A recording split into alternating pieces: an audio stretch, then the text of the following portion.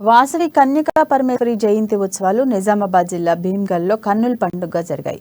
ఈ కార్యక్రమంలో ఆర్యవైశ్యులు పెద్ద ఎత్తున పాల్గొన్నారు. ఉదయం అమ్మవారి ఉత్సవ విగ్రహాన్ని ఊరేగింపుగా తీసుకెళ్లి ఆలయంలో అభిషేకాలు, ప్రత్యేక పూజలు జరిపారు. మహిళలు కుంకుమార్చన నిర్వహించారు.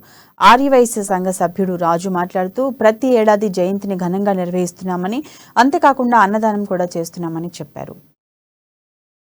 అమ్మవారి ఆశీస్సులు మాకు ఉండాలని ఆ యొక్క అమ్మవారు పార్వతి అంశంతో గోమాత యొక్క 714 గోత్రికులు 714 గోత్రికులుగా 1400 మంది ఈ యొక్క భూమిపై ఆ యొక్క వ్యాపారం కానీ వ్యవసాయం కానీ ఈ కలియుగం లోపల ఎవరికేం తెలియదని చెప్పేసి ఆ యొక్క కైలాసం నుంచి ఆ యొక్క పరమేశ్వరుడు పంపిన విధంగా గోమాత నుంచి పుట్టిన వాళ్ళం కాబట్టి గోమాత కోమటి ఆర్యవైశ్యులని పిలవడం జరిగింది.